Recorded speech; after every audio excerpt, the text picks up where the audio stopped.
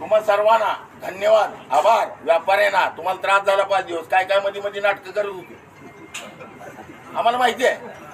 काय वेळेला थोडं वेगळ्या पद्धतीने पण वागावं लागतं, कारण एका गावात एका घरात राहायचं म्हणजे काहीतरी एक संस्कृती असते, काहीतरी एक न्याय कायदा असतो.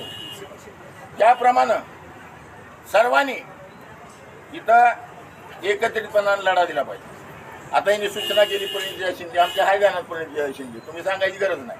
मोठा लढा दिला त्यांच्यासाठी. एकतर ताई आल्या, ठीक आहे, त्यांनी पाठिंबा दिला, आम्ही त्यांच्या नेहमी संपर्कात होतो. त्यांचे कोण PSP असतील ना 10-5 जण, त्यांच्याबद्दल आपण संपर्कात होतो. तुम्ही काही जण लढ्यात आला, तालुका प्रमुखाला मी एवढ्या वेळ बोललो, कुणी म्हणाल टीका केली, तुम्ही स्वतः आला त्यात काही शंका नाही. ते गावातले आपले काँग्रेसचे सहकारी पहिल्या दिवसापासून आला, पहिल्या दिवसापासून हे मला बोलायचं नाही. ताई पण आल्या, मी चेतन भाऊला बोललो, त्यांना मेसेज टाकला, प्रत्यक्ष बोललो, एलगोलवारांना बोललो, त्यांची भूमिका त्यांनी स्पष्ट केली.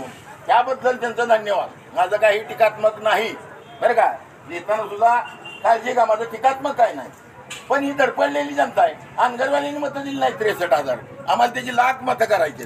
या ताईची साथ पण ह्याच्या पुढे आम्हाला पाहिजे, हे पण नमूद करा. तुमच्या तालुका अध्यक्षांना आम्ही 4-4 वेळा फोन केलो, आज मी इकडे गेलो तिकडे गेलो, उद्या येतो परवा येतो, कोणीही त्यावेळेला जबाबदार व्यक्ती तालुक्यातला आलं नाही.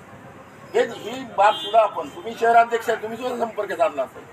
म्हणून हा लढा सर्वांनी लढलेला, इथं पक्षाची काही वस्त्र नव्हती. या सर्वांचं पुन्हा एकदा धन्यवाद मानतो. आणि मी स्वतः माझी भूमिका एक एकत्रित बांधण्याची माझी भूमिका होती, की आजपर्यंत यशस्वी झाली. यापुढे यशस्वी करण्यासाठी मी शेवटपर्यंत लढत राहीन. मी काय फ्रंटेज असा पुढे जाणारा व्यक्ती नाही, बातमीच्या मागे लागलेली व्यक्ती नाही. माझं सामाजिक काम 42 वर्षांत मी करत आलो. राजकीय मला कुठलीही पार्श्वभूमी मुलामा मला लावायचं नाही, बेगडी राजकारण मला करायचं नाही. मनापासून मी सर्वांसाठी लढत राहीन. भाऊसारख्यांचा आशीर्वाद आपल्या पाठीशी आहे आणि नागनाथ महाराजांचा आशीर्वाद आहे. कसली महान रॅली, तुम्ही इथं कोण नव्हता, भूतो ना भविष्यतो. मी सुद्धा माझ्या राजकीय आयुष्यात जे काही लढे लढले त्यातला मोठा म्हणजे हा लढा मला दिसला, मला वाटलं नव्हतं की इकडे उपोषणाला बसलेली, ह्याला चक्कर आलेली, त्याला दवाखान्यात न्यायचं हे टेन्शन. राजाभाऊ होता, तुम्ही काका होते, बाळासाहेब, तिथनं त्याला उचलून नेलं. पुन्हा इथं मशाली पेटवायच्या, मशाली नाही, मशाल म्हणल्यानंतर अजून वेगळं येईल म्हणून त्याला टेंबा म्हणलो मी.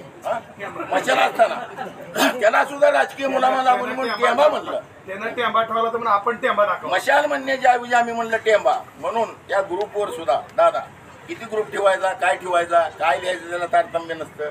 कुणी काय सूचना करायच्या, आपल्या जबाबदाऱ्या काय, आपलं वय काय, त्याचं तारतम्य सगळ्यांनी बाळगून यापुढे जर एकी ठेवायची असेल ना, जर कोणी जर म्हणलं अण्णा असं, कुणी जर म्हणलं दादा तसं, कुणी जर म्हणलं मेंबर असं, हा वादविवाद कशाला करता.